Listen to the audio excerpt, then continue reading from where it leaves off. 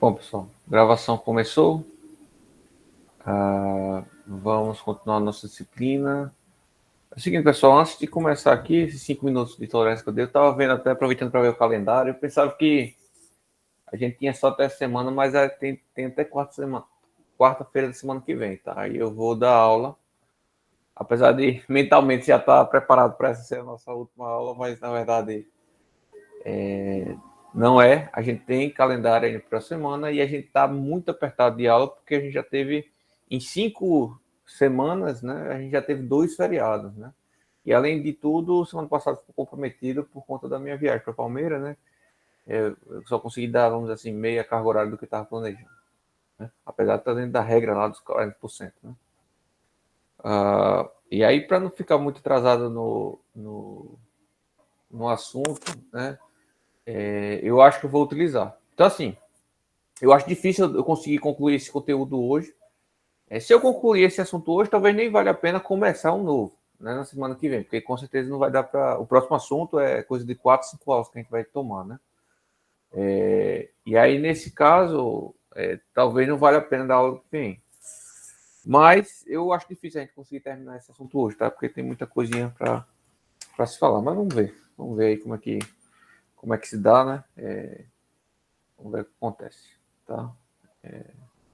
De qualquer forma, vou ver se, mesmo que a gente termine hoje a aula desse conteúdo, vou ver se semana que vem dá para encaixar algum outro assunto no meio do caminho, tá? Para a gente também ter perda de carga horária. Bom, vamos. Só antes de começar esse conteúdo,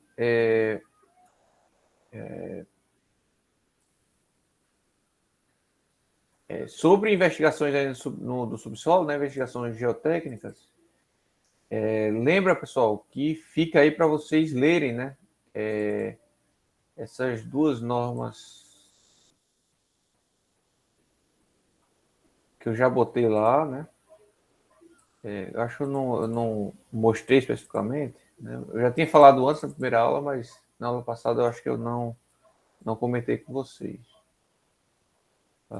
Então tem essas duas normas que vamos dizer assim, a leitura obrigatória para vocês. E quem tiver interesse também tem a norma, o Eurocode aí, que quem conseguir aí ter uma interpretação boa de leitura em inglês, eu acho que é viável até para comparar também. Agora esse aqui é bem maior, tá? Apesar de eu nunca li completa, eu venho aqui buscar às vezes informações específicas do que eu não entendo na norma brasileira. Muito do que a gente faz aqui no Brasil é copiado, né, de fora. E aí quando eu não entendo alguma coisa da norma brasileira, eu vou aqui especificamente e verifico. Tá? Bom, mas nós temos, eu passei para vocês a norma de programação de sondagens, tá? Tem até uma outra para passar, eu vou até colocar logo antes que eu esqueça. Deixa eu colocar, eu acho que fica normas. Tem também a norma de levantamento geotécnico. É mais antiga ainda do que essa. Já está antiga, a outra é mais antiga ainda, mas é interessante. Vou até abrir aqui também. Já coloquei lá na pasta, tá? Deixa eu até abrir aqui o Drive para ele fazer o upload. Está fazendo o upload agora. Então, essa norma bem antiga, né, pessoal, de 83, basicamente ela vai dizer quais são as investigações geotécnicas que a gente tem disponíveis, né? Eu já comentei com vocês, né? E ensaios de laboratório, diversos ensaios de laboratório, ensaios de SPT, de CPT, né? Ensaios rotativos. Então, tem aqui, ele comenta. Acho que é interessante vocês lerem, apesar de ser antigo. Até essas normas antigas, tomam cuidado, porque às vezes está muito ultrapassada, né? Mas é interessante ler e, e, e visualizar isso daí bem, tá? Muita coisa que eu não falo aqui na aula, tá, pessoal? Não tem como eu falar tudo de todas as normas, tá? É impossível. Inclusive, já falei para vocês também que nosso objetivo é outro no curso, né? Não é bem aprender tudo de investigação geotécnica, né? Assim, e sim ter uma noção básica para poder utilizar como critério de dimensionamento das fundações. Bom, temos essa outra norma, que é do mesmo ano, sinal, né? Parece ser mais nova, mas é do mesmo ano. Que aqui ele diz a questão das quantidades de sondagem necessárias, tá? Aquelas regrinhas que eu passei para vocês. Aí tem umas observações a mais, ó, que eu não tinha passado, tá? É bom, é interessante vocês lerem. Aí tem questão de profundidade, qual a profundidade que deve ser feita. Então eu falei para vocês, né? Comentei sobre alguma noção, né, de profundidade. Então você tem aqui, tá? Dá uma lida para ver o que a norma recomenda, apesar dessa aqui ser antigo, né? Na própria norma que eu vou mostrar à frente de SPT, ele tem uma outra indicação. Ele tem outra indicação, tá? Que é mais recente, então é o que está valendo. Então, tem um monte, é bem pequenininha essa norma aqui, 3 páginas só. Dá uma lida bem rapidinho, em 10 minutos, 15 minutos de ler. Aqui é um gráficozinho para determinar mais ou menos a profundidade, tá? É por essa norma, né? Segundo essa norma. E tem a norma de SPT, né? De como ela executar exatamente o ensaio do SPT, especificamente, né? E ela é bem mais específica, né? Então, é maiorzinha também, né? Tem alguns termos, né, que eu utilizei lá na aula, se vocês entenderam, ó, trépano, né, o trado de cuidar, o trado concha, tá, hastes, amostrador, né? Aí ele diz o que é o amostrador padrão, né, dimensões normativas, tá? Depois tem umas figurinhas para ilustrar, tá? A parte é mais operacional, né? Tá chovendo aqui, pessoal. Deixa eu fechar a janela aqui rapidinho, só um minuto.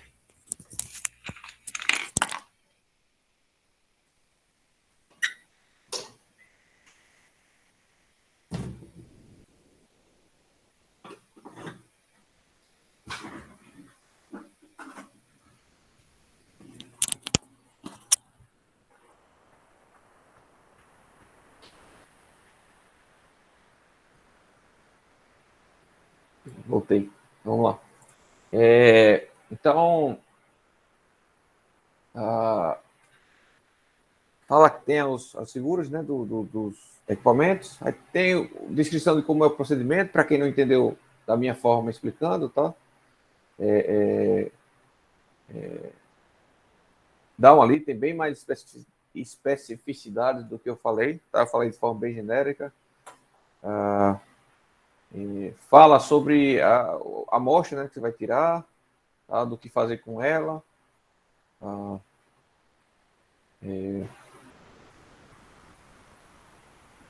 Como identificar essas amostras, né?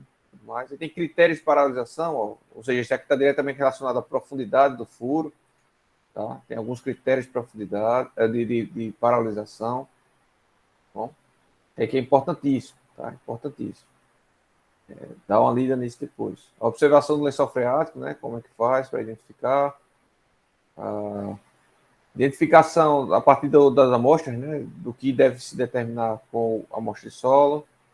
Tá? Quando ele fala que granometria, não confunda com ensaio de granometria, não, tá? A partir do exame tátil visual, você determina mais ou menos o que é o solo, né? Se é areia, se é argila, etc. Sobre o sistema de sondagem mecanizada, né, que eu falei, que já tem equipamentos para isso, mas aí fica a critério de vocês lerem isso. Né? O importante mesmo é o procedimento e esses critérios, né, de paralisação e tudo mais. E aí a expressão dos resultados, a gente mostrou vários relatórios aqui. Se vocês quiserem, vocês dão uma lida, compara, né, para ver se tem todas as informações mesmo aqui, né, que eu mostrei nos exemplos que eu mostrei, né, na gravação das aulas. Tá? É importante vocês lerem isso daqui, tá? Completamente. Eu já li essa norma completa, mas como eu não uso no dia a dia, todo dia, né, eu não sei decorar as coisas, tá? Então tem muita informaçãozinha aí que vai ser interessante para vocês. Bom, então vamos entrar no conteúdo em si da aula. Sobre tipos de fundações, né? Vamos utilizar aqui a aula da professora Danúbia. E eu vou fazer alguns comentários à medida que a gente vai evoluindo.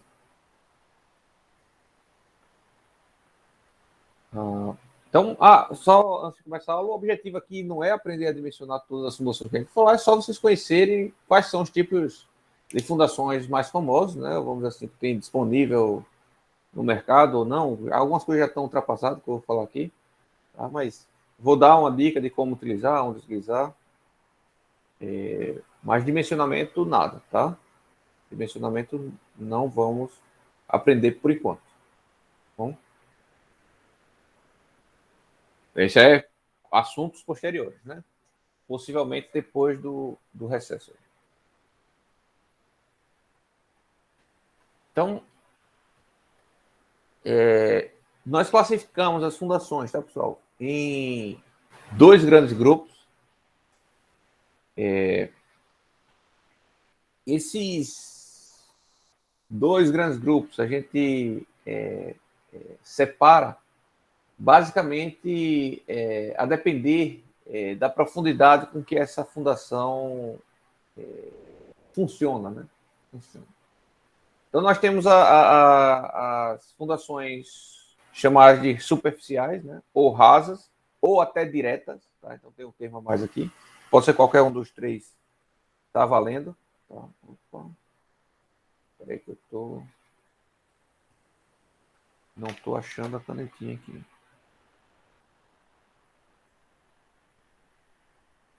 Não está funcionando a minha mesa.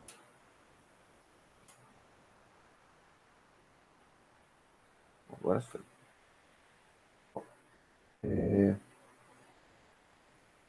Então a gente tem aqui fundações superficiais, tá? Ou rasas ou diretas, tá?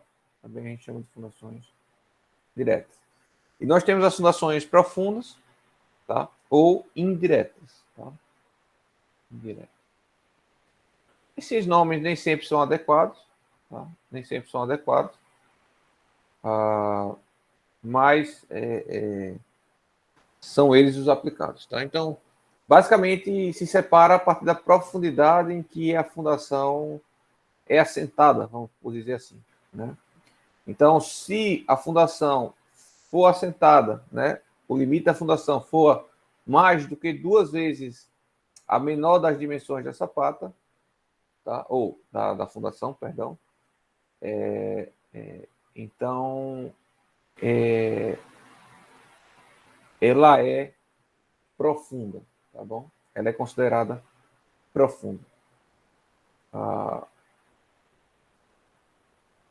Também modifica-se o comportamento de falha do solo, tá? Então, o modo de ruptura do solo, de colapso do solo, e o próprio comportamento da fundação, a transferência de carga da fundação para o solo modifica. Então, a gente separa nesses dois grandes grupos. Aqui está ilustrado uma sapata e uma estaca, porém tem outros tipos também que a gente pode classificar dentro desses dois grandes grupos, apesar de que serão esses dois elementos de fundações que nós vamos focar mais aqui no curso, tá? Sapatas e estacas, tá? No caso das fundações profundas.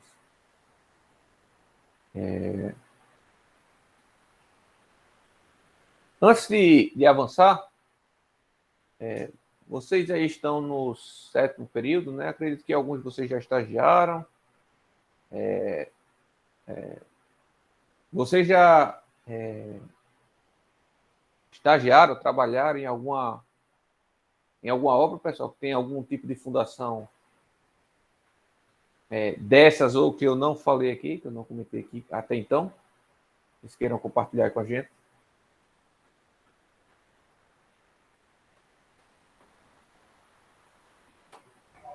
Fundação rasa é muito comum aqui em Arapiraca, pelo menos residencial, a gente vê demais em questão residencial. Agora, profunda tem o Volare, né, que é uma galeria que está em construção aqui em Arapiraca, que eu já acompanhei, mas não acompanhei a fundação. Mas eu sei que o projeto estava como fundação profunda. Uhum.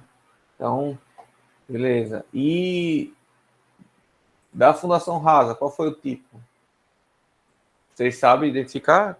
Antes mesmo, eu nem falei ainda, nem entrei no conteúdo, mas vocês sabem identificar qual foi o tipo especificamente?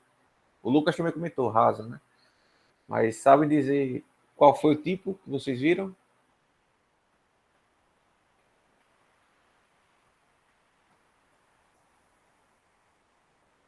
Não, né? Tranquilo. Então, esse é um conteúdo que a gente nem viu, né? Então, sapato, Arthur, né? Sapato. Trabalhou com sapato. Já viu executando, né? Sapato. Então,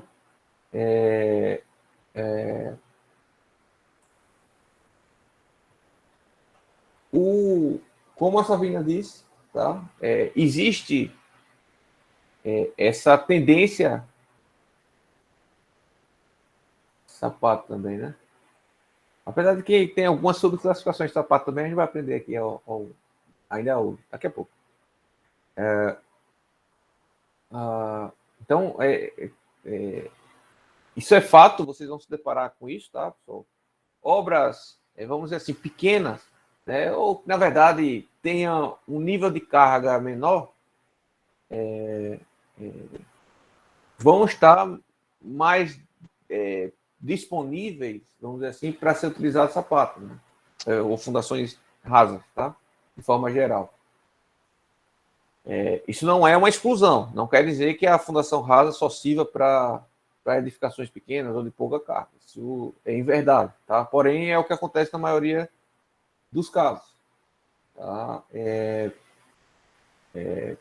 Mas isso vai depender muito do solo. Você pode ter uma casa térrea, tá? É possível ter uma casa térrea sem carga nenhuma, ou com muito pouca carga, né? 10 toneladas, que necessita de estátua.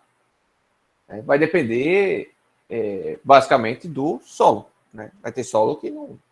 A capacidade de suporte do solo é nula. E aí a gente vai aprender ao longo do curso a determinar justamente isso, a verificar justamente qual a capacidade importante do solo. Ou, se o solo for muito bom também, mesmo que você tenha um prédio, você pode colocar sobre sapatas tranquilamente. Tá? Não tem problema. A primeira diferença entre elas, tá? E aí sim a gente nem vou entrar no mérito dos tipos, né, dos subtipos, vamos dizer assim, da classificação específica de cada fundação, mas só dentre esses dois grandes grupos, eu consigo separar vantagens, né, e desvantagens para cada um. As fundações superficiais geralmente são mais fáceis de executar. Como assim mais fáceis? São mais acessíveis. Apenas com mão de obra você consegue executar uma fundação superficial. Tá? Então, vai depender o quê? De você escavar e fazer o elemento estrutural de fundação, né? Concretar, se for para concretar, fazer a forma, etc. Ou seja, você não precisa de nada especial para executar esse tipo de fundação, tá? Só a mão de obra mesmo, né? Óbvio, para você economizar tempo de mão de obra, se a mão de obra estiver cara, você pode utilizar aí uma escavadeira, né? Uma retroescavadeira para agilizar o processo de escavação, mas também consegue fazer sem, tá? Essa é a vantagem da fundação superficial. Inclusive, tem fundações superficiais que nem escavação necessita, né? Ou precisa de muito pouca escavação. Eu vou mostrar para vocês ainda agora. Já a fundação profunda geralmente requer, né, por um lado, mão de obra mais cara, porque necessita de mão de obra especializada e necessita também, diria, necessariamente de equipamento. Algumas situações bem raras você pode utilizar equipamentos manuais, equipamentos baratos, que não vai encarecer grandes coisas, mas na maioria das vezes a gente está falando de equipamentos caros, que requerem investimentos, tá? Na ordem de milhão, por que não? Milhões de reais, alguns equipamentos desses que eu vou mostrar para vocês, e isso é inviável, né? Você, mesmo uma grande construtora, que eu falo grande porte médio, vamos dizer assim, seja aqui de Maceió, né? A nível nacional são porte médio ou até pequenas, mas que construam edifícios maiores, é inviável você manter um equipamento desse só para executar suas fundações. Então, o normal é fundações profundas, geralmente ser um serviço terceirizado. Tá? Serviço terceirizado. E, nesse sentido, o custo geralmente é maior. Tá? O custo geralmente é maior do que você simplesmente pegar uma mão de obra comum da sua obra, seria o cara da forma, o cara do aço e o cara da concretagem, pedreiros e armadores e técnicos usuais que você vai utilizar no resto de sua obra, e colocar para fazer uma fundação rasa. No caso de uma fundação profunda, você vai necessitar de equipamentos e mão de obra especializada que saibam operar esses equipamentos. Né? Então, naturalmente é mais caro. Tá? Naturalmente é mais caro. Quer dizer que toda fundação profunda é mais cara que toda fundação rasa? Não. Vai depender de vários outros fatores. Eu estou citando o fator da necessidade de equipamentos e de mão de obra. Tá? Estou focando nesses dois tópicos, né? Nessas duas características. Nessas duas características, a fundação profunda é sim mais cara. Mas e o tipo de solo? Se você tiver um solo muito bom, né, talvez seja mais barato fazer a superficial. Tá? Mas se você tiver um solo muito ruim, ou um solo intermediário, talvez seja mais barato fazer a fundação profunda, mesmo sendo mais caro o equipamento. Porque talvez a fundação rasa fique muito grande, né? Demande muita escavação, e aí você talvez precise de contenções laterais para impedir o desabamento dessas escavações. Então, tem diversos outros fatores que podem influenciar. Estou comentando aqui o que eu consigo comentar sobre esses dois grandes grupos. Geralmente, fundações profundas exigem equipamentos de mão de obra especializados, fundações superficiais, mão de obra sem nada acrescentado, que você vai utilizar no resto da obra normalmente. Né? Ok. Só um minuto, pessoal, que eu estou... Vou abrir o chat aqui. Então, ninguém comentou mais nada. Ok. Então, o comportamento de transferência de cargas, né, para o solo muda a depender do tipo de fundação. Tá? Apesar de que a gente vai falar de outros tipos de fundações profundas que não estacas, que se assemelha muito à transferência de cargas quando comparado aqui a uma fundação rasa. Tá? É importante a gente destacar isso. Mas, de forma geral,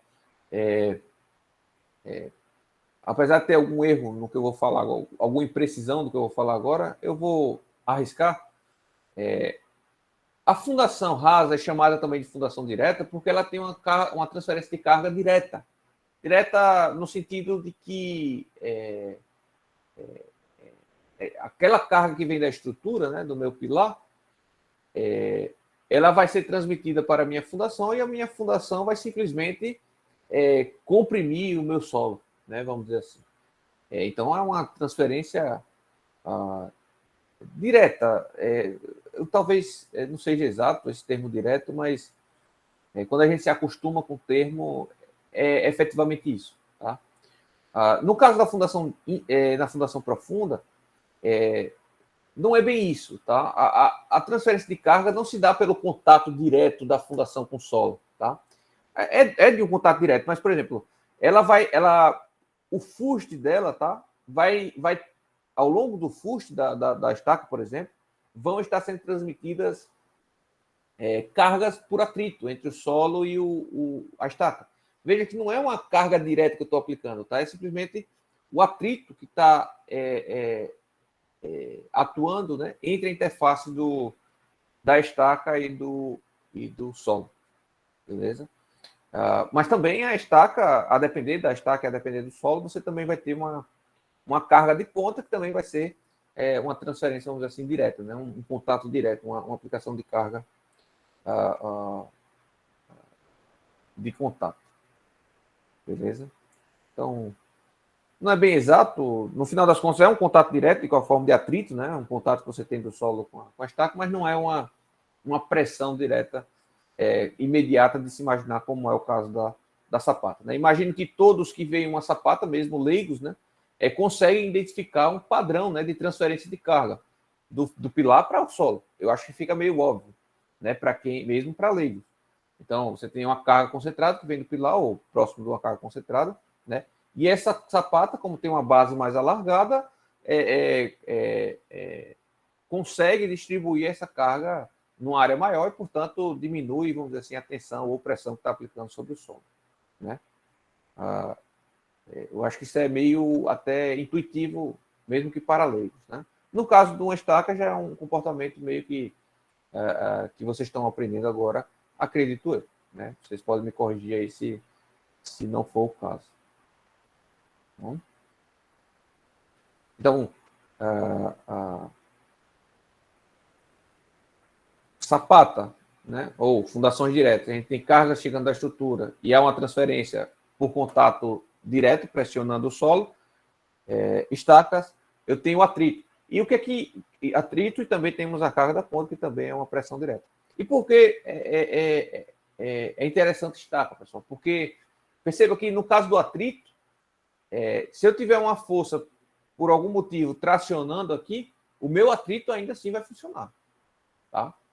O meu atrito não funciona só para compressão no solo ou da estaca. Né? Se a minha carga estiver invertida aqui, né? Tiver com o sinal trocado, ou seja, as minhas estacas tracionando, a minha carga de ponta não vai existir, né? Porém o meu atrito vai sim existir agora de sinal inverso. Né? Então é interessante esse comportamento também da estaca, das estacas, né? Ou fundações profundas. Consegue visualizar o problema que eu estou falando, pessoal?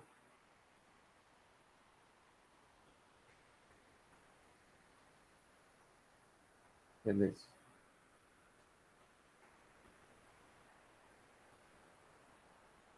E aí, para dimensionar a fundação, né, pessoal, a gente,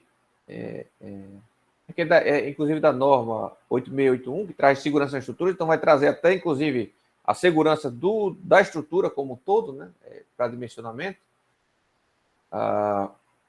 Mas, no final das contas, de forma resumida, tá, uma fundação tem que ser dimensionada para que o elemento estrutural fundação não rompa, né? Então vamos supor, eu preciso garantir que essa minha sapata aqui permaneça íntegra, isso aqui permaneça íntegro, né?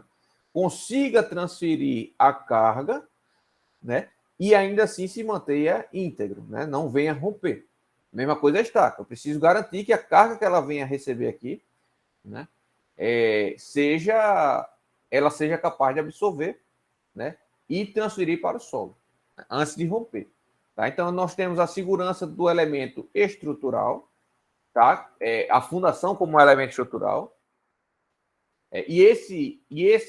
Essa verificação nós não vamos aprender no curso de Fundações 1, né? Isso é parte do curso de Fundações 2.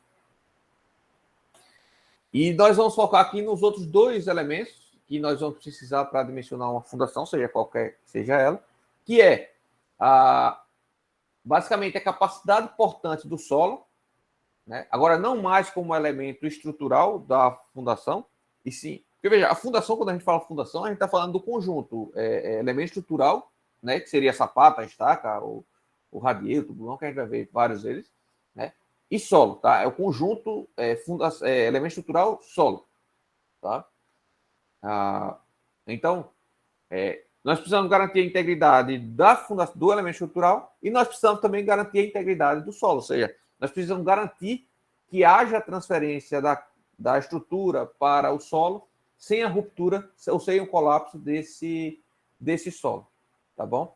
E também precisamos garantir que após essa transferência, ou seja, durante essa transferência, não haja grandes deformações do solo, gerando grandes recalques de fundações. Beleza? Então, a gente já viu no semestre passado, em Mecânica 2, que recalques acentuados são prejudiciais para a nossa estrutura, né? E nós aprendemos a calcular os recalques lá, né? E nós vamos focar, então, o curso aqui para avaliar a capacidade, portanto, do solo. Né? Ou seja, será que o solo vai entrar em ruptura ou não, mediante aquele acréscimo de carga que a gente está transferindo do elemento estrutural fundação para o solo. Beleza?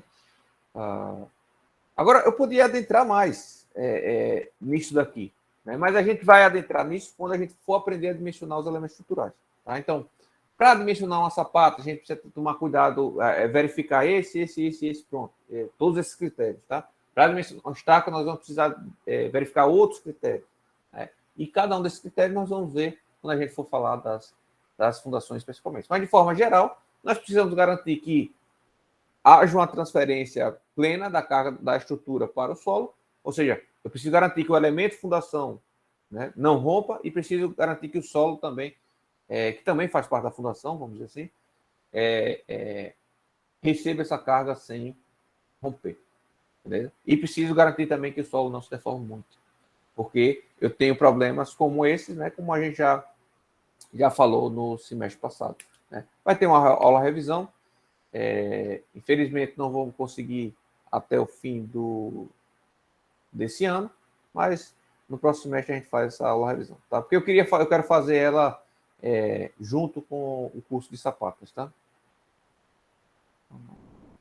Em paralelo, né? Vamos dizer assim. Ok. Então temos, né, o que o recalque pode causar na estrutura, eu já comentei no semestre passado, tem até em aulas gravadas também, se vocês quiserem rever aí durante o recesso, fiquem à vontade. Eu não sei nem se eu coloquei no Classroom, mas posso colocar as aulas para vocês reassistirem, né? Okay. O que mais eu tenho que falar aqui? Basicamente é isso.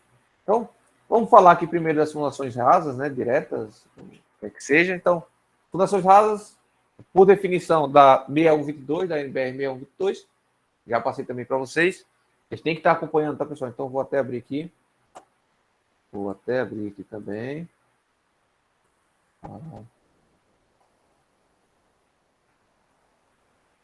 Tem tudo aqui, tá? Tudo aqui.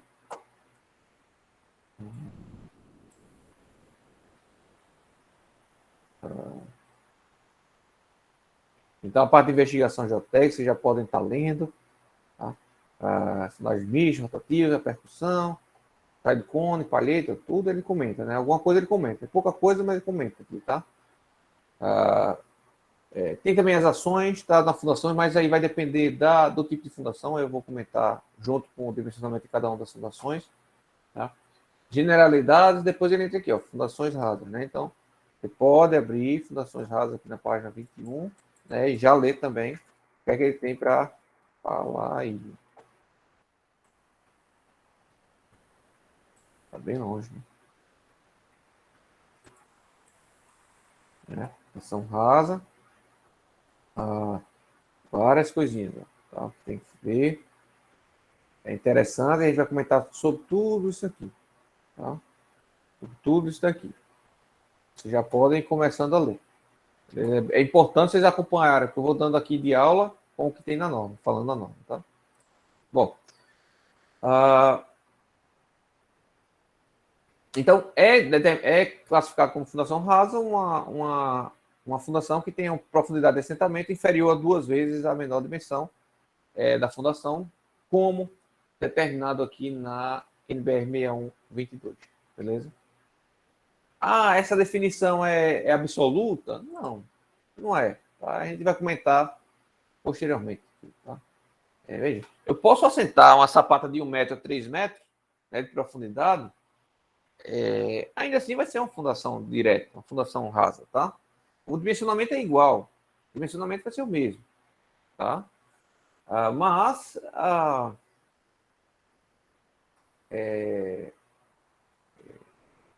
pela norma, pela definição da norma, não é mais classificado como fundação rasa, né? Bom, então temos vários tipos, eu vou falar de cada um deles, então eu não vou nem citá-los agora, eu vou comentar sobre cada um deles. Mas eu já adianto que esse cara aqui eu discordo, né? Isso é que tem na bibliografia, não foi a Danube que, não foi a professora Danube que colocou errado, é que tem na bibliografia mesmo, isso aqui como elemento de fundação, isso aqui eu discordo, e quando a gente for falar dele, ainda agora, eu comento mais, tá? Mas aqui, na minha opinião, é um elemento estrutural, não é um elemento de fundação, tá? Então, eu ficaria aqui com esses 6 tipos aqui, né? E outros que inventarem aí, que não são muito famosos, mas daqui são os mais famosos que vocês vão se deparar mais ao longo da carreira de vocês como engenheiros. Né? Então, o que é o bloco? Né? O que é o bloco? Basicamente, o bloco, já que vocês conhecem sapato, acho que a maioria de vocês conhecem sapatas, né? Basicamente é uma sapata sem armadura. sem armadura. Tá? O funcionamento dele é exatamente igual ao de uma sapata. Tá? Ou seja, ele é um elemento volumétrico, tá? Que vai ter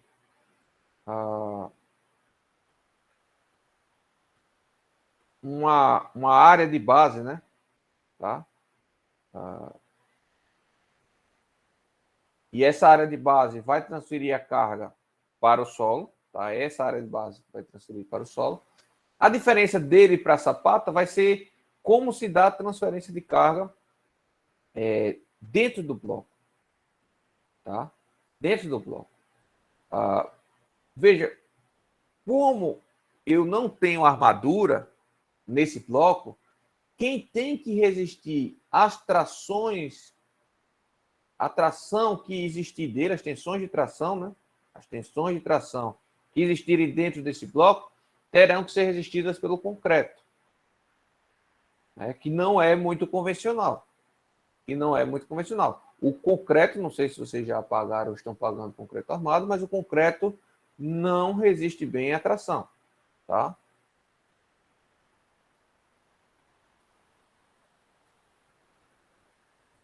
É muito baixa a resistência à tração do concreto.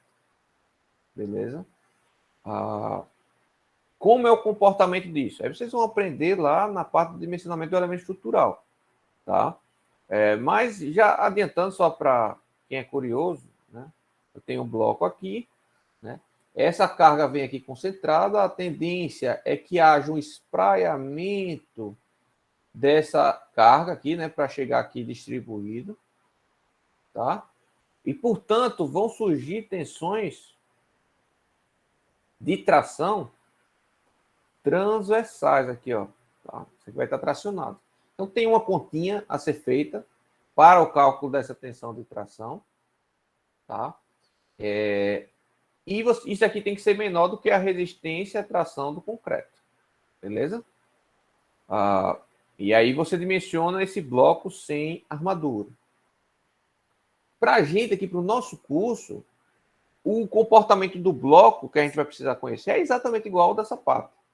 É exatamente igual. Tá? Porque o que muda é o dimensionamento do elemento estrutural como elemento estrutural.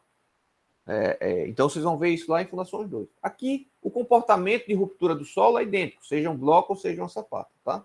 Mas a diferença entre blocos e sapatos é basicamente que blocos não têm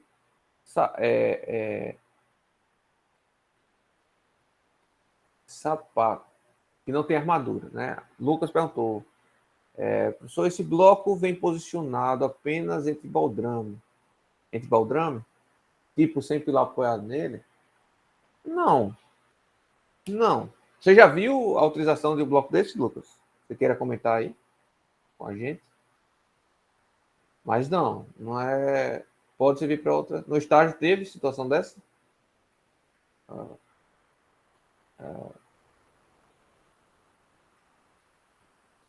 Tá com estrutural.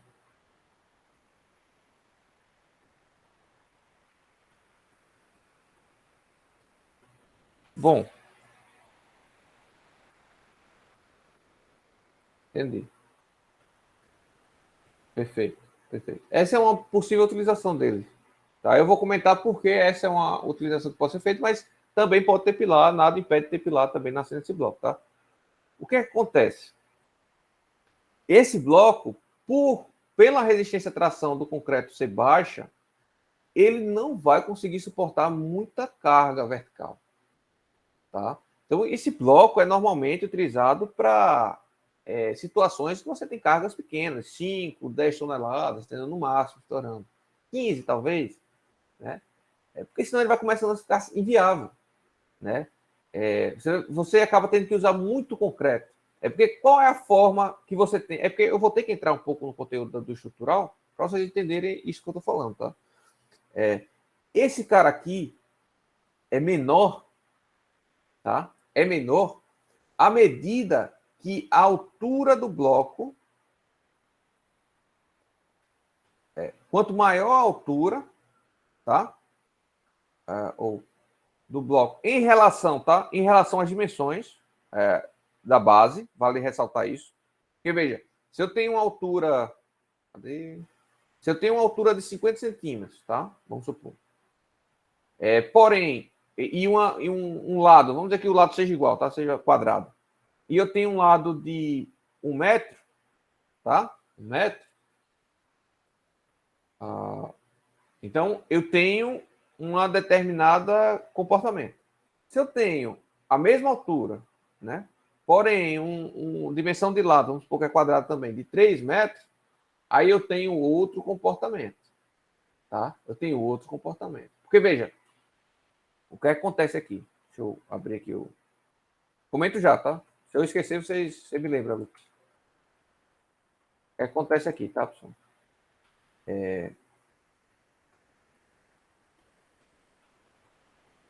Eu vou desenhar esse bloco que eu comentei aqui com vocês agora, tá? E vou dimensionar outro bloco assim, com a mesma altura, porém bem mais, certo? Não ficou bem no meio, mas vamos supor isso aí. O que acontece? Essa carga que vem aqui, tá? Ela tem que se espraiar, como eu falei para vocês, né? Então, essa aqui tem que se espraiar assim, certo? Essa aqui tem que se espraiar mais inclinado. Vocês conseguem ver, pessoal? Isso aqui se espraia mais inclinado. Ou seja, o ângulo aqui, ó, que faz aqui, tá? Vou chamar θ2, vou chamar aqui θ1, certo? Então, θ1 é maior que θ2, né? E aquela tensão de tração que vai surgir, transversal, tá? Eu não sei de qual a equação, é uma equaçãozinha simples, uma conta besta de ser feita, vocês vão aprender semestre que vem. Isso aqui é proporcional a esse ângulo, tá? É proporcional a esse ângulo. Depende desse ângulo. Quanto maior esse ângulo, tá? Maior a tensão. Tá? Perdão. Quanto menor o ângulo, maior a tensão. Quanto menor o ângulo, maior a tensão. Nesse sentido, quanto maior a relação, né? Quanto maior a relação H sobre B, vamos dizer assim, né? Menor a tensão de tração. Beleza? Então, quanto maior H em relação a B, menor a tensão de tração transversal que vai surgir, certo? E, portanto, essa tração transversal tende a ser menor do que a resistência de tração do concreto. Mais fácil fica de passar em relação à resistência do concreto.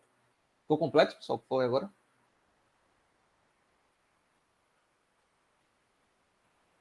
Resumindo, esse bloco aqui, essa tensão de tração 1 aqui, tá?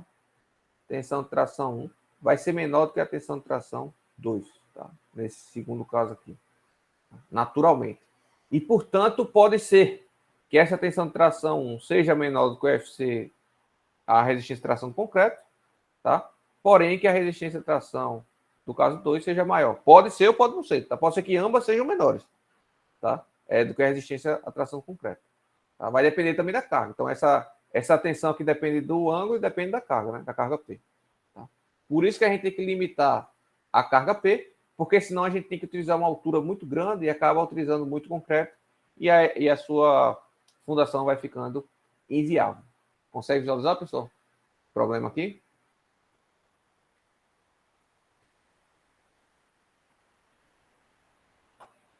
Eu vou responder o Lucas. Vocês conseguiram entender o porquê vai ficando inviável? Beleza. E aí, nesse sentido, Lucas, muito provavelmente, eu vou falar sem conhecimento, porque eu não tive acesso nem ao projeto estrutural que você está comentando, mas muito provavelmente, tá? Você tinha aqui, por exemplo, um pilar, vamos supor, tá? Vamos supor um caso. Você tem outro pilar, né? E você tem aqui uma viga, tá? Uma viga no primeiro pavimento, tá? Você tem aqui uma viga no primeiro pavimento. Pode até mandar para a gente, mas eu fico meio assim de abrir aqui, Lucas, na aula. Porque vê se você consegue tirar o carimbo. Ah, pronto, beleza. Perfeito. Aí eu abro aqui. Mas provavelmente você tem uma situação aqui. Você tem um vão grande aqui, vamos supor. Já aconteceu isso comigo. Você tem um vão grande, vamos supor, tá? Esse vão aqui, vamos dizer que seja 8 metros, tá? Aí, essa viga aqui, sei lá, você pode estar utilizando proteção nela, ou ela pode ter uma altura boa, né? Uma altura máxima, uma altura de 1 metro aqui, alguma coisa do tipo assim, né? E aí você tem a sua fundação aqui, tá? A sua fundação aqui. Porém, você precisa colocar, por algum motivo, uma baldrame aqui, tá? Uma viga baldrame, que é aquela viga, o povo também chama de radier, muito, né? Mas o termo correto é viga baldrame, que no final das contas é uma viga enterrada, né? Que não fica à vista. Só que veja, aqui você teria que utilizar uma viga de mesmas dimensões aqui dessa viga de cima, né? Aqui possivelmente não podia colocar um pilar, né? A gente não podia colocar um pilar. Então, eu estou gastando um pouco mais aqui nessa viga, né? Essa viga está usando mais concreto, usando mais aço, né? Mas está valendo a pena porque está me dando um ganho arquitetônico, né? Está me dando um ganho arquitetônico. Porém, eu não preciso gastar o mesmo tanto na viga baldrame. Tá? Seria irracional eu gastar tanto aço e tanto concreto nessa viga baldrame, porque eu posso me servir, né, de uma utilização de um bloco como esse que o Lucas utilizou para quebrar o vão no meio. Então agora eu tenho uma viga baldrame de 4 metros apenas de vão e com certeza eu vou precisar de uma viga bem menor e com menos aço. Compreende, pessoal? E esse bloco aqui vai servir de fundação, vai ter uma carguinha aqui, a carga vai ser bem baixa disso aqui, porque, vê, isso aqui vai ter uma parede aqui em cima dessa viga baldrame, alguma coisa do tipo assim, mas nada comparado à carga que vem aqui, né, que tem laje, tem tudo, né? Então, e como vai ficar escondido, eu posso colocar o apoio aqui, eu não posso colocar o apoio aqui, porque aí atrapalha a minha arquitetura, mas eu posso colocar o apoio aqui e já vai estar tudo enterrado, né? Lembrando que o nível do solo, vamos dizer aqui, vai estar aqui, né? Beleza? Entenderam, pessoal? Acho que foi isso, a solução do rapaz. É uma opção boa, tá? É uma opção boa, mas como eu disse, eu não gosto de utilizar muito sapata, mesmo que seja... porque isso aqui a carga é bem pequena, né? É tranquilo utilizar. Eu já utilizei, já utilizei esse expediente, tá? Mas eu particularmente costumo mais fazer usualmente eu faço mais um pilarzinho, né, e uma sapatinha, né, e a viga baldrame passa em cima e esse pilar morre, tá? Ao invés de utilizar o bloco aqui, deixa eu ver se eu consigo apagar isso. Ao invés de utilizar esse bloco, eu geralmente coloco, porque no meus casos a minha sapata... Mas no caso do bloco, a tensão não é mais distribuída, não, por não ter o pilar que é mais fino. Não, mas a tensão... Mas, então, vamos lá. Entende? A tensão que vem da viga pro bloco é insignificante, tá? Em termos de elemento estrutural. O que a gente tem que se preocupar é com a tensão que vai ser transferida para o solo, né? Mas deixa eu só terminar a linha de raciocínio aqui que eu falo. Geralmente eu não coloco o bloco porque normalmente a minha fundação está mais enterrada um pouquinho do que a viga baldrame, tá? Vamos supor, a viga baldrame está aqui, eu tenho aqui ainda um espaçozinho, entendeu? E tem a minha fundação. Então, geralmente eu faço as fundações mais enterradas um pouquinho. Por quê? Por conta do que eu comentei na aula passada. Eu gosto de assentar pelo menos 1 metro, né, de fundação, isso aqui, no mínimo. Tá? Comentei com vocês, porque aqui vai estar suscetível a mudanças climáticas, a um tubo de dreno de ar-condicionado que vai ficar pingando aqui, né? esse aqui está muito suscetível a problemas, tá? A variação de resistência. Né? Então, eu, no mínimo, utilizo a 1 metro. Da onde você tirou esse valor? Da minha cabeça. Tá? Eu acho que é razoável. Isso já li em algum livro, não lembro qual foi, e adotei como padrão. Tá? Então, nesse sentido, eu colocar um bloco aqui, poderia. Tá? Mas ele ficaria no código de assentamento acima. Eu prefiro colocar um pilarzinho aqui, né? Um Agora fustezinho. fez mais sentido, realmente. Às vezes o solo mais rígido também está mais fundo, né? Isso, exato, exato. Mas aqui, assim, a carga é tão pequena que não tá errado o que o cara fez, não. Tá razoável, tá? Tá razoável e até mais barato, eu acredito, do que isso aqui. Mas eu gosto de assentar todas as sapatas no mesmo nível, tá? O custo também não muda muito, eu não... essas sapatas pequenas, de casa, a armadura é isso aqui, é bem pequenininha, tá? Uma casa toda você vai gastar 300 quilos de aço. Depende do porta-casa, né? Obviamente, mas vai gastar 300, 400 quilos de aço. Uma sapata dessa não tem mais do que 8 quilos de aço. Então, não faz muita diferença, tá? Você usar bloco ou sapata, e ao mesmo tempo eu estou assentando no mesmo nível, que para mim, é uma vantagem, tá? Porque quando eu assento também sapatas em níveis diferentes, tá? Isso é uma coisa que nem está no curso aqui, mas está na norma, por isso que é importante vocês lerem a norma. Eu tenho que ter umas preocupações, vamos dizer que eu tenho um bloco aqui, tá? Eu tenho que ter outras preocupações, que essas duas fundações têm que estar no nível distante suficiente, tá? Para quando a tensão aqui se espraie, né, para o solo, isso daqui não interfira na capacidade de carga dessa fundação aqui, tá? Então, por exemplo, se eu tenho duas fundações muito próximas em níveis diferentes, vou colocar aqui um caso bem esdrúxulo, né? Por exemplo, eu tenho uma sapata do lado da outra aqui, só que assentadas em níveis diferentes. Se elas estiverem muito próximas, o que vai acontecer é que essa sapata aqui, tá, vai carregar essa minha outra sapata, vai causar um acréscimo de carga nessa minha outra sapata aqui. Tá? E nesse sentido a gente tem que evitar, a norma pede para evitar. Tá? Depois eu mostro, quando a gente estiver falando de fundações, vocês me lembram, eu comento mais. Tá? Então, para não ter dor de cabeça, eu geralmente assento no mesmo nível. Tá? Mas acredito que foi esse o caso. Né? Eu já utilizo desse expediente. Vou mostrar aqui um caso. Vamos ver, porque tentar não perder muito tempo, mas eu acho que eu consigo abrir aqui um caso. Deixa eu ver.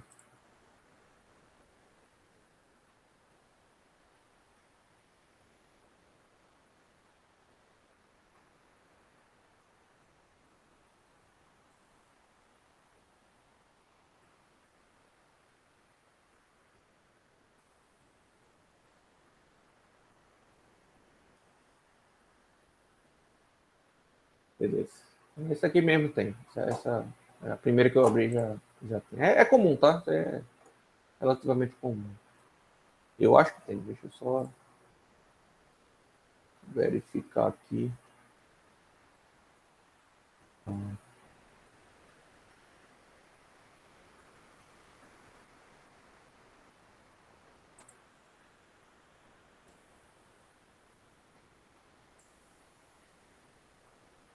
Vou abrir e mostrar já para vocês. Tá? Deixa eu só.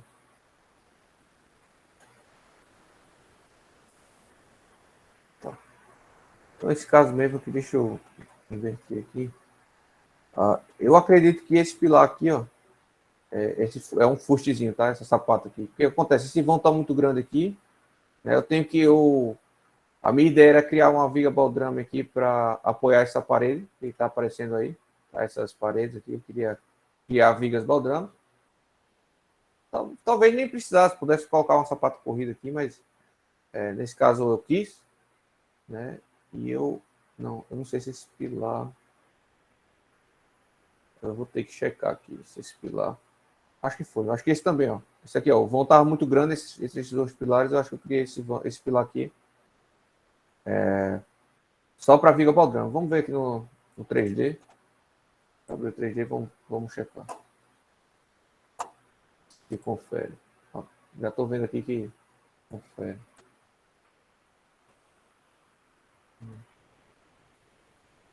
Então, né? Aqui é a frente da casa que eu estava mostrando lá. Então, tem esse aqui quebrando esse vão.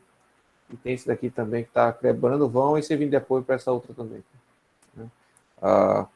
Obviamente que eu primeiro avaliei se essa viga tinha capacidade para vencer o vão. Ficou muito grande o aço, deformou muito, eu botei um apoio aqui, fica mais barato. Tá? Você vê que a fundaçãozinha é bem menor, né? Bem pequenininha, a mínima, a dimensão mínima isso aqui. Isso aqui é um custo bem baixo. Beleza, pessoal? Podemos seguir? Ô, professor, Liguei. as vigas que se apoiam na sapata, no caso o baldrame, né? Esses baldrames aí, ela se apoia no pilar que apoia na sapata. Só que, Isso. de qualquer forma, a sapata e os pilares ficam enterrados e logo abaixo do baldrame fica um solo. De alguma Sim. forma, ela se apoia nesse solo ou não, só no pilar mesmo? Muito boa pergunta, tá? No meu modelo, eu desconsidero, tá, o solo. Eu explico já o porquê. Mas é possível, sim, considerar essa viga como apoiada sobre uma base elástica, que a gente chama, tá? Então, a gente considera o solo como se fosse um monte de mola, né? Então, eu posso chegar assim o seguinte, olha, ao invés de considerar esse bloco aqui, provavelmente o colega aí que fez esse projeto também não considerou o solo como base elástica, tá? Mas é possível, vocês ó, como tem solo aqui embaixo, né? Como tem solo aqui embaixo, né? No fundo dessa viga baldrame, eu vou dizer o seguinte, aqui o meu dimensionamento dessa viga, o meu modelo estrutural, perdão, dessa viga, vai ser um apoio aqui, e o meu solo vai ser um monte de molinha aqui.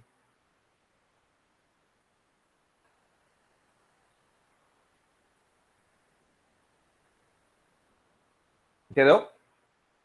Ao longo de todo o vão da viga, eu vou ter uma molinha. Tá? De qualquer forma, ela irá fletir, tá? Ela irá fletir, porém, vai fletir bem menos, porque essas molinhas me ajudam a segurar a viga, né? E na prática, vai ter esse acréscimo, né, de carga, vamos dizer assim. Se eu não estou considerando, na realidade vai existir um certo acréscimo dessa carga. Só que, por que eu não utilizo? Porque essas molinhas aqui, eu preciso determinar um coeficiente de rigidez para ela, né? Então, toda mola tem um K, né, que é o coeficiente de rigidez dela. Tá? Então, se o solo for mais compacto, eu tenho um K maior. Se o solo for mais solto ou mais mole, né, vamos dizer assim, esse K é menor. Então, primeiro, para determinar esse K, tá, pelo SPT, existem correlações, mas não são tão precisas. Beleza? Segundo problema, a segunda situação é que quando você escava isso daqui, né, assim como nas sapatas, o solo fica um tanto remexido, né? Não fica bem compactado, geralmente. E aí, mesmo que eu tenha esse valor correlacionado com o SPT, vamos dizer assim, ele vai ser modificado porque a minha base vai estar um pouco fofa, né? Então, antes de começar a atuar a mola, essa viga vai começar a ter uma deformação. Então, é como se eu tivesse o seguinte, o meu modelo mais próximo da realidade seria o seguinte, seria o apoio, outro apoio, tá? E aí, antes de tocar na mola, eu teria um gap, tá? Também eu consigo modelar isso. Antes de tocar na mola, eu tenho um gap, um espaço, tá? Que seria o quê? Seria o tanto que ela iria deformar até compactar o solo embaixo dela e começar a atuar, né? Dessa forma, o que acontece? Ela iria deformar como uma viga solta no espaço até tocar na mola. Depois que tocasse na mola, aí sim a mola começaria a atuar para segurar essa viga, né? E nesse sentido aqui a gente já estaria trabalhando com deformações muito grandes, tá? Que não é de meu interesse. Vocês conseguem visualizar isso, pessoal? Está muito complexo. É um modelo complexo, Sim. muito complexo. Aí não é usual não a gente fazer, tá? Segundo motivo, essas vigas baldrame, geralmente elas são... para ser útil, essa mola também vai depender do solo, mas vai depender também da base da viga, né? Então, essas vigas aqui, eu tenho que ter... isso aqui olhando na seção transversal, né? Ela teria que ter uma base considerável para ser viável, tá? Considerar isso no solo. Senão, quanto menor essa largura aqui, menor essa molinha, beleza? E aí essas vigas geralmente tem 14, 15 centímetros, alguma coisa desse tipo, né? No máximo 20. Então, também não é essa eficiência toda que tem, tá? E terceiro ponto, essas vigas baldramas, elas geralmente são armaduras mínimas, tá? Porque justamente a gente... É muito pouca carga que ela tem, tá? Porque ela tem carga só de paredes, né? Quando tem, né? E lajes ela não tem, porque a laje eu vou considerar apoiada no solo, né? A ver que não tem laje aqui no modelo. Tem laje aqui em cima, mas não tem laje aqui. A laje aqui eu estou considerando apoiada no solo, tá? Aquele primeiro pavimento, né? Então essas vigas não recebem, assim, recebem um terço da carga que recebe essas vigas de cima, tá? Então você vê que as dimensões são bem menores, né? E o aço também. Eu posso abrir aqui vai ser em pontos muito específicos que a gente vai ter um pouco mais de aço, tá? E aí isso não encarece de forma significativa a obra, né? Se o cara me pedir para fazer um modelo considerando essa viga como base elástica, eu vou cobrar mais do que ele vai gastar de aço, porque dá muito trabalho aqui para modelar isso, tá? Mas, deixa eu abrir aqui, ó, vê, 2 barras de 8, que é a armadura mínima, tá? Aí, por exemplo, tem uma maisinha, um pouquinho a mais, tá? Nessa viga. Aqui, ó, 2 de 10, tá? Essa viga aqui, ó, já precisou um pouco mais, só nesse ponto, precisou mais de aço, né? O resto é tudo 2 de 8, aqui, ó, 2 de 10, Professor, tá? mas no caso de eu desconsiderar no projeto, fica melhor, no caso que fica mais seguro. Só que se chega num ponto de urgência, pode ser que ela seja, né? Como um Venha elástico. contribuir. Então, por exemplo, o que a gente pode fazer é ficar como uma gordura, né? Que a gente chama. Né? Isso aí vai ficar como uma gordura. É como vários outros pontos do projeto fica como gordura, tá, pessoal? Existem algumas gorduras. Agora são gorduras localizadas. Você não pode executar errado. Não, vamos executar de qualquer jeito porque tem gordura, né? Vamos dizer assim. Não é isso. É porque normalmente os nossos métodos, né? Os nossos modelos matemáticos não são tão precisos como a realidade. Então, por vezes, a gente precisa simplificar, né? Então, assim, por exemplo, esse software que eu utilizo, ele não tem a possibilidade de utilizar viga sobre base elástica. Ele até tem um módulo de laje sobre base elástica, tá? Então, eu consigo colocar o solo como base elástica para lajes, mas para vigas eu não consigo. Então, se for para eu fazer, e não tem nenhum outro software aqui no Brasil que faça isso. Tá? Existem softwares, provavelmente internacionais, não sei, mas que não são tão práticos, né? São mais acadêmicos. Tá? E nesse sentido, eu vou demorar mais para fazer o projeto. Demorando, eu vou cobrar mais, né?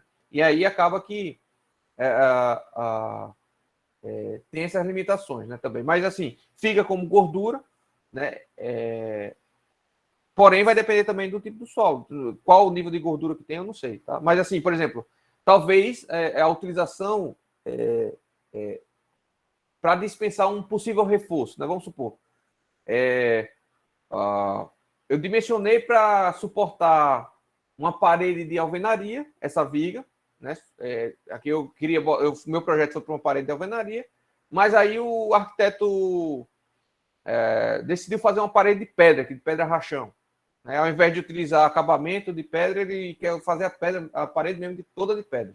Vamos supor. A carga vai aumentar, certo? A carga vai aumentar. E aí eu posso, para evitar, vamos supor que já tenha executada a viga, né? Então, o que eu posso fazer é, naquela situação específica, localizada, né? Para evitar um reforço, que aí sim seria muito caro, né? Você reforçar essa viga. Aí a gente pode, talvez, considerar isso, né? Numa situação dessa, tá? A gente faria talvez até um ensaio, né? Uma verificação a mais, de geotécnica, né? Uma investigação melhor geotécnica, e poderia considerar para talvez evitar um reforço. Beleza?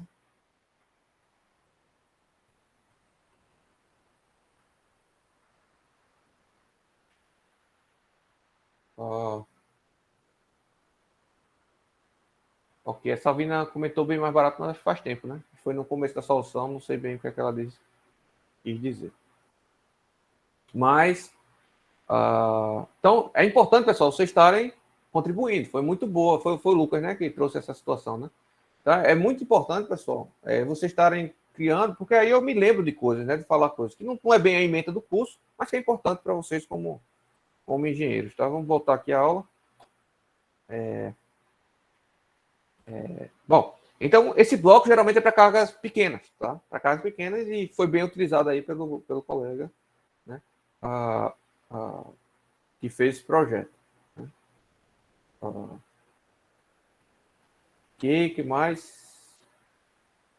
Mas o comportamento geotécnico vai ser igual ao do sapato. Então, a gente vai dar o curso de sapato, dimensionamento de sapatos aqui, geotécnico, dimensionamento geotécnico de sapato. Vai usar o mesmo aqui para blocos, tá? É a mesma coisa para blocos.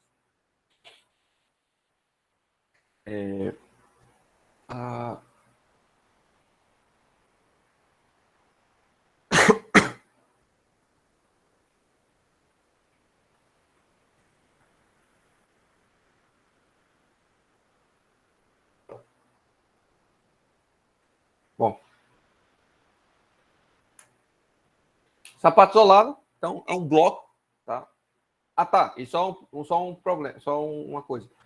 Geralmente essas alturas aqui são bem maiores que as alturas de sapato, tá? Porque como tem aquela questão da tensão resistente de tração do concreto, isso aqui precisa ser maior do que usualmente um sapato que vai ter uma malha de armadura para resistir a esses esforços, tá bom? E aí, a diferença basicamente do sapato é que a sapata, e a gente vai chamar isso aqui de sapato isolado, porque é uma sapata que está absorvendo a carga de um pilar isolado, tá? Então, portanto, a gente vai chamar isso, classificar como sapato isolado.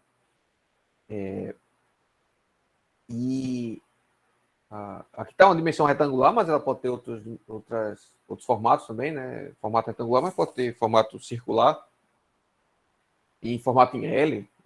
Você pode viajar.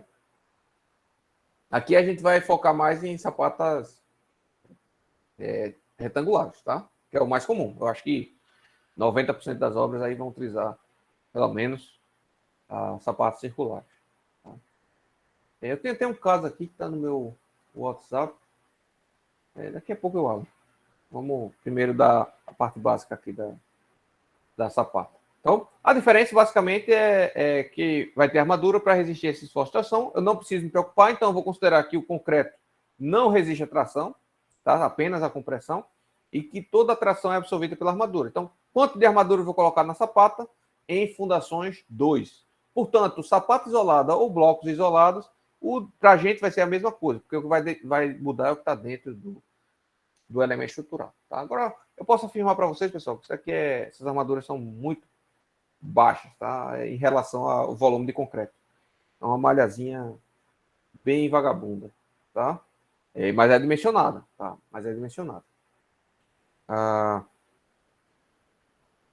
Ok. Aí, a Dona colocou esse comentário que resiste principalmente à flexão, tá? Mas tem que ter cuidado. Isso aqui provavelmente ela pegou de algum livro, né? Ela não tirou da cabeça dela. Tem que ter cuidado com esse termo aqui, tá? O que acontece? A gente tem dois tipos de sapato, tá? A gente vai ter uma subclassificação aqui de sapato. A gente vai ter a sapata flexível e a sapata rígida, tá? Rígida. Qual a diferença entre elas? Basicamente o comportamento. Essa daqui trabalha sim a flexão, tá? Essa daqui não é bem flexão que trabalha, tá? Não é bem a flexão que trabalha. Apesar de que a gente pode simplificar para flexão, mas não funciona a flexão. E o que é que muda? É a altura da sapata, tá? A relação entre a altura e a dimensão dela, tá? Na verdade, não é nem essa dimensão, é essa dimensão aqui, ó, do pilar até a borda aqui. Vou chamar de Bzinho, tá? Então, quanto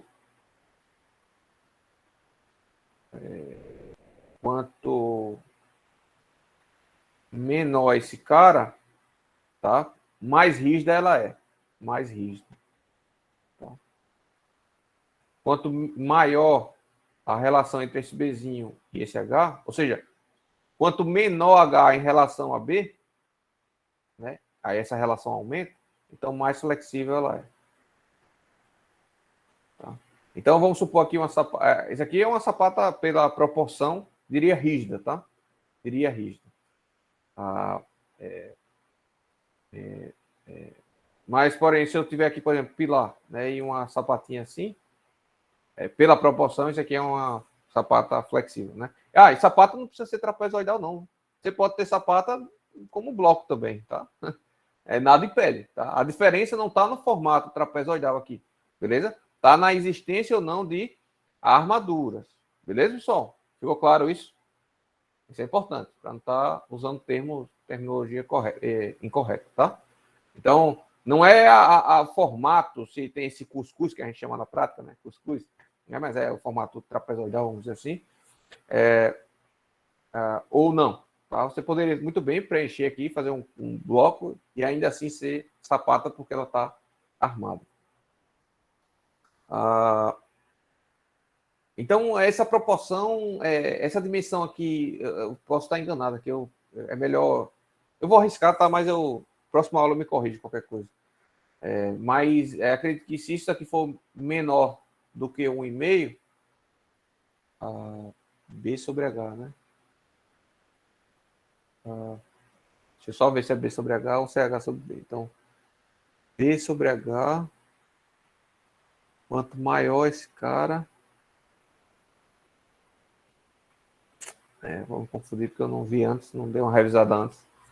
Toda vez eu me esqueço esse valor. Mas, deixa eu só me lembrar a conta que eu faço aqui rápido. Né?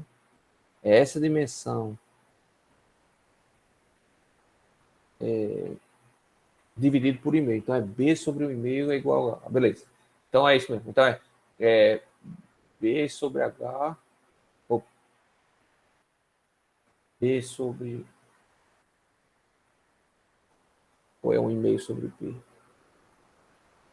Estou esquecido, pessoal. Deu um branco aqui. Na próxima aula eu trago. Me lembra que na próxima aula eu trago. Apesar de que isso aqui é mais conteúdo de Fundações 2, tá?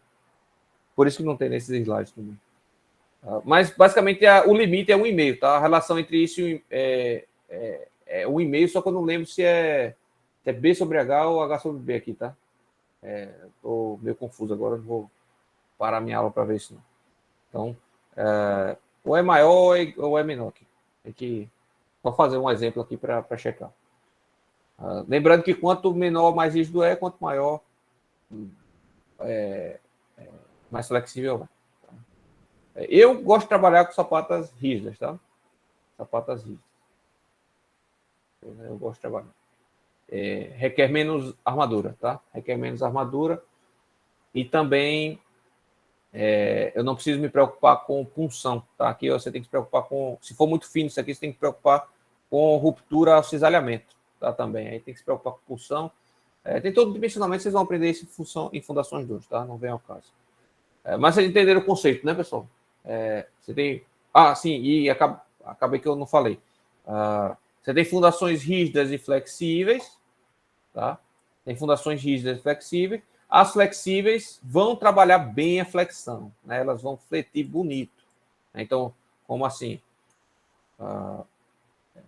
Eu vou aplicar a carga, né, numa fundação flexível, e essa fundação aqui vai flexionar. Então, portanto, ela vai estar submetida à flexão. Né? Está submetida à flexão. Numa sapata rígida, vamos supor aqui um bloco bem grande. Isso aqui não acontece, não. Essa flexão é mínima, tá? Isso não vai acontecer. O que vai acontecer é aquele mesmo esquema do bloco, tá? Essas cargas tendem a se espraiar, tá? Essas cargas tendem a se espraiar, gera uma tensão aqui transversal, e essa tensão transversal, a diferença é que ela, ao invés de ser resistida pelo toque concreto, ela vai ser resistida por uma armadura que eu vou colocar aqui. Vou colocar aqui. Compreendido, pessoal?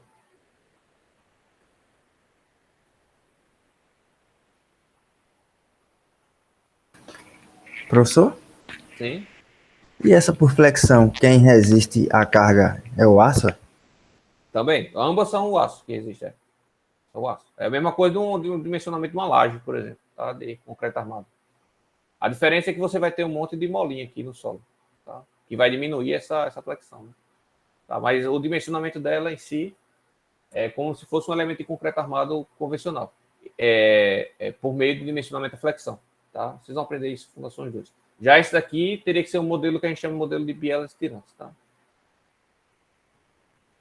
Tirantes. Porque não é bem flexão. Mas isso aqui é mais avançado. Então, nem sei se você vai ver isso daqui. Se você dimensionar essa rígida por flexão, vai estar a favor de segurança. Tá? Ou seja, você vai estar gastando mais aço do que precisa efetivamente. Se você utilizar o dimensionamento de flexão para ambas, para flexível ou rígida, você vai estar gastando mais material, mas vai estar dentro da segurança. Beleza? Mas o comportamento em si da sapata rígida não é flexão. O termo correto acadêmico, vamos dizer assim, não é flexão. Beleza? Era basicamente isso que eu queria comentar. Mas era essa a dúvida, João? Vai ter armadura também. Ambas têm armadura. A sapata isolada tem que ter armadura. Nem que seja uma armadura mínima. Tem uma armadura mínima para ser calculada. Tá bom? Posso prosseguir?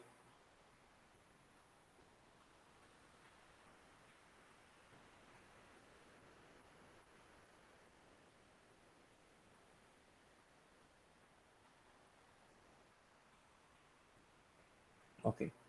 Perceba que é idêntico, todo o procedimento de executivo é igual. A diferença é só se vai ter armadura para resistir à tração dentro da sapata ou não. Tá? Bloco de sapato isolado.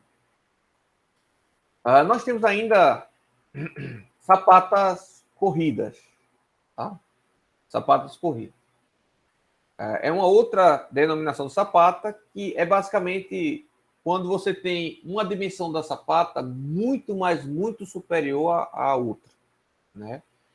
E esse tipo de fundação geralmente é utilizado para suportar elementos estruturais também com base linear, né? Como, por exemplo, uma parede, né? Uma parede estrutural, ou uma parede de vedação, que seja, não precisa ser uma parede. A própria peso. Então, ao invés de eu utilizar viga baldrame para resistir, para suportar a carga da parede lá que eu usei na casa, eu poderia utilizar sapatos corridas. O problema é que vai gastar mais, né? Vai gastar mais e vai dar mais trabalho, tá bom? Mas poderia utilizar sapato corrido. Agora onde é mais comum utilizar sapatos corridos? Né? Quando você tem uma parede, um elemento estrutural já linear, né?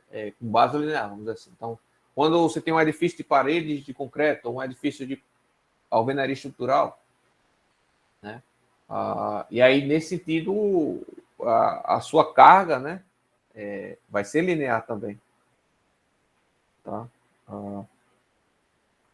Então, se você tem a parede, vamos supor que essa parede aqui é estrutural, tá? Tá recebendo cargas de várias lajes para cima aí, então vê que o carregamento que ela gera é linear, tá? E aí, nesse caso, como esse comprimento aqui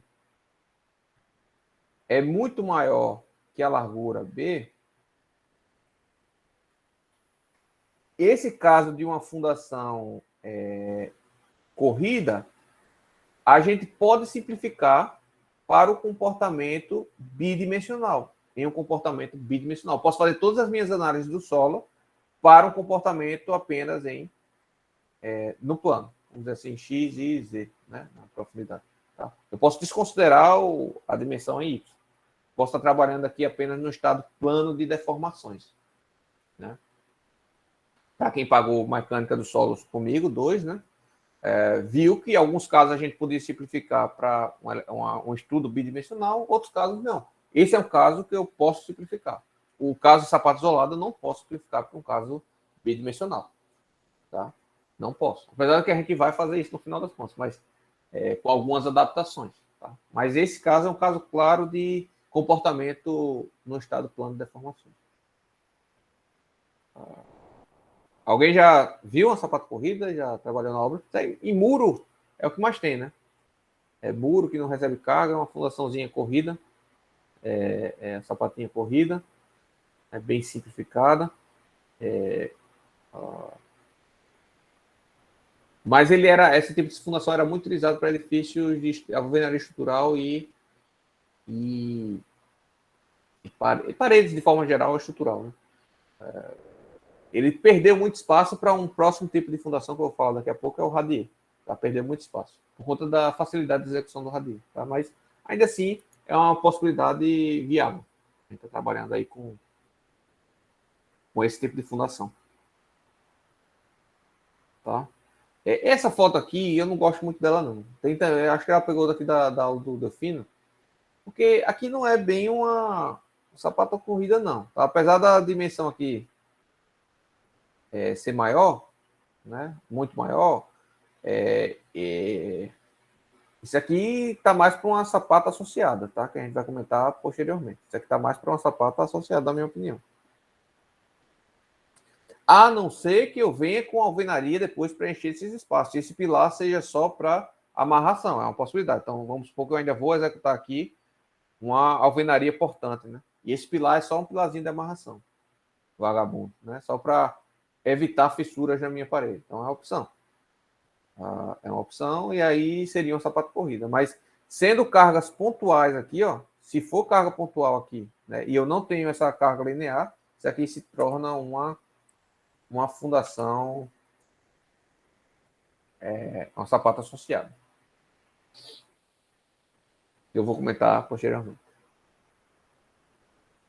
Então, eu vou adiantar para vocês já que todo dimensionamento de sapata a gente vai iniciar considerando tudo como uma sapata corrida. Porque o dimensionamento proposto por Tesag foi para uma sapata corrida. E depois tiveram algumas adaptações por meios experimentais, empíricos mesmo, para transformar esse dimensionamento de sapata corrida para sapatas isoladas.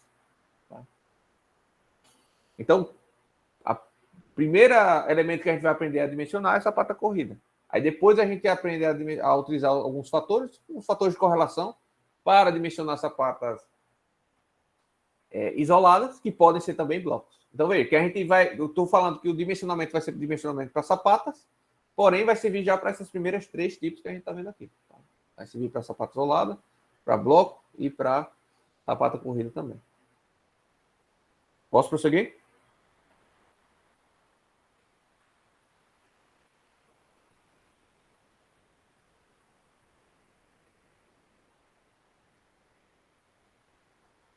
Então, o quarto tipo de fundação, na verdade, né? Que eu quero falar com vocês é a sapata associada, que eu já comecei a falar, eu acho que vocês já entenderam mais ou menos o que é.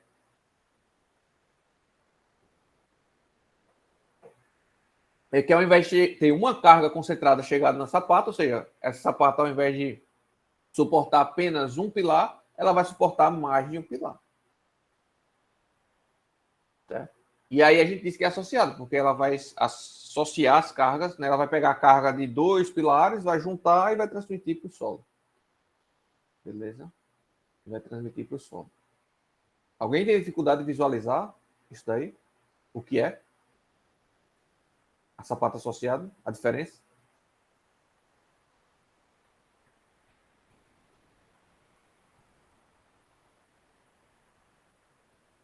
Bom,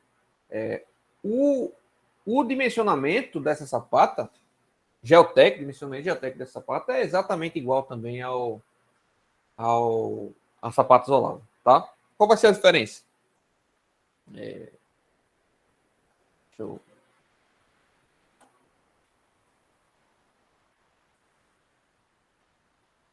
Vamos supor aqui eu só vou desenhar em plano, né? No plano, né, pessoal, para ficar mais fácil. Mas isso aí pode ser também fora do plano, não tem problema nenhum.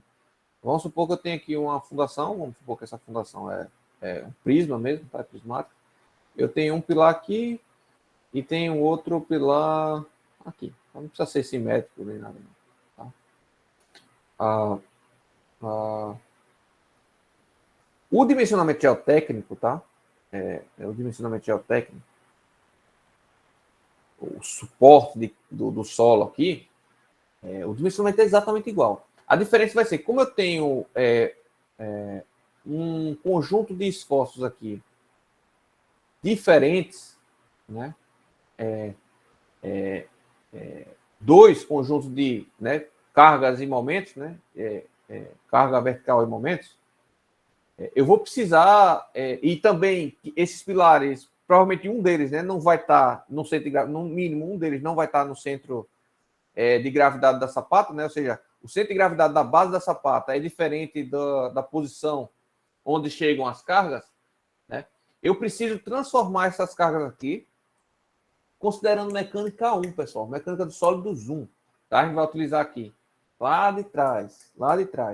Como é que eu faço para compor essas forças? Ora, isso aqui vai ter uma força resultante, né? Então, se eu tenho aqui F1 e F1, né? Ou F2, perdão, F1 e F2, eu vou ter aqui um F, né? E esse F vai ser igual a F1 mais F2, certo? somatório de esforços, né? Eu vou considerar isso aqui como elemento rígido, né? Ou flexível. Isso aqui teria que ser rígido para fazer isso, tá? Se for flexível, aí você tem que fazer se for flexível, por exemplo, tá? Vamos supor que seja flexível.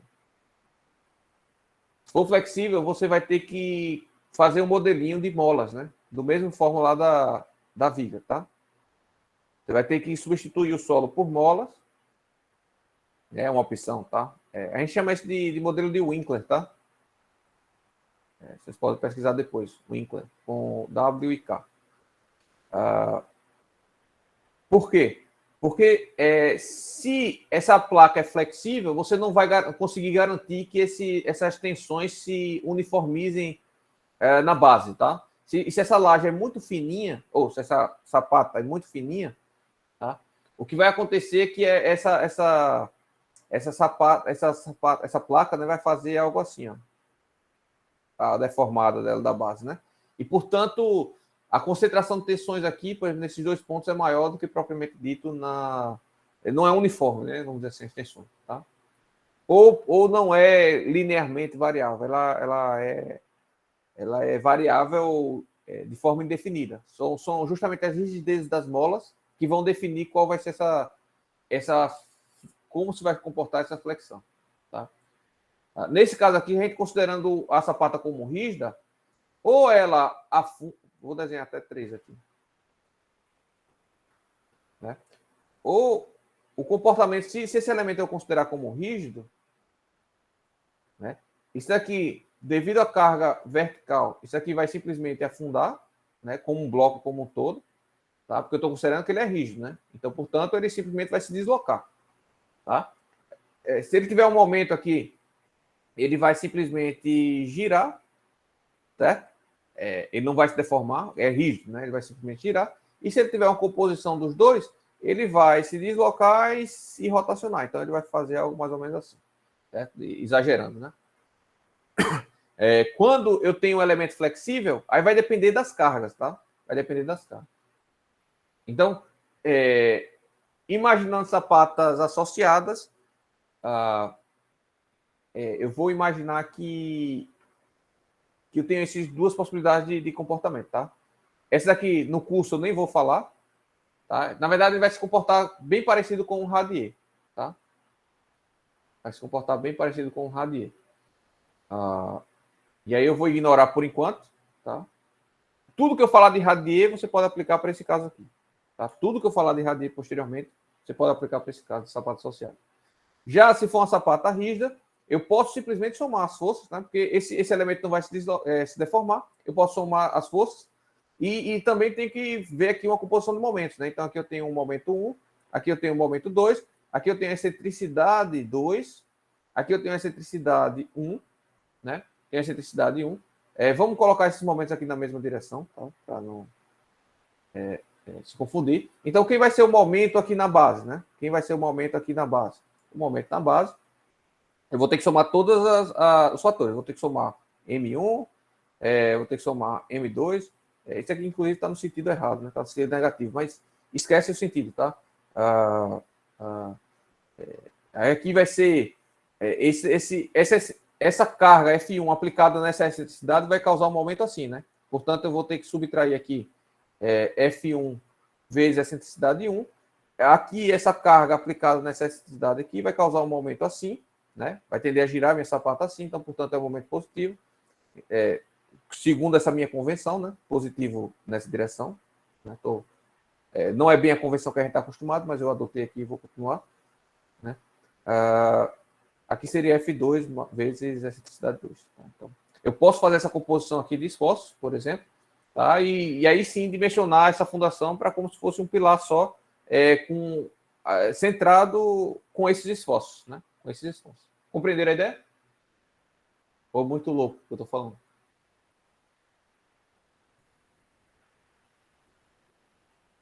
Ninguém está me respondendo. Estou offline não, né, pessoal? Falando sozinho aqui. Não. Tranquilo. Ficou muito confuso? Vocês não estão respondendo nem nada? Alguém já se deparou com a situação dessa? 2 pilares nascendo numa sapata só? O João Vinícius e a Savina disseram que entenderam mais ou menos. Ah, eu tô no chat lá em cima, pessoal. Perdão, o chat estava preso lá em cima. Tem várias perguntas aqui. Vamos lá. Sim, sim. Aí, o João Vinícius perguntou se as sapatas ligadas com as badrames são isoladas. Sim, sim, sim. São de mais ou menos, né? Sabina nunca viu e entendeu mais ou menos. Eu vou comentar mais, tá, pessoal? O que eu quero que vocês entendam é a ideia. A gente vai fazer um exemplo de sapato associado, não se preocupem, tá? O que eu quis com isso era falar que a gente pode simplificar uma sapato associada, o dimensionamento geotécnico vai ser igual para uma sapato isolada, tá? O que a gente vai fazer é uma composição de esforço, né? Para transformar em um pilar fictício centrado nesse sapato, tá? É basicamente isso. E essa parte vocês entenderam? A como chegar nos esforços, não se preocupe, eu fiz bem rápido aqui, porque a intenção não era vocês entenderem, não. Né? Isso aqui é mecânica do sólido zoom. Né? Isso aqui é sólido zoom, né? Sólidos 1. Tá? Fiz muito rápido, talvez vocês não tenham lembrado, mas a intenção não é que vocês saibam fazer isso aqui por enquanto. Vocês vão precisar fazer, tá? Não se enganem, não. Mas aí, como a gente vai fazer exemplos e tal, na verdade, a gente vai fazer um exemplo de sapato associado, aí talvez vocês recordem melhor quando eu falar com mais calma, tá? Mas vocês entenderam o que é uma sapata associada e o porquê a gente consegue converter isso num problema de sapata isolada em termos geotécnicos, tá? Em termos geotécnicos. Sim. Agora, em termos estruturais, aí não. Aí você tem que dimensionar como um elemento diferente, porque o que vai acontecer aqui? Em termos estruturais, você vai ter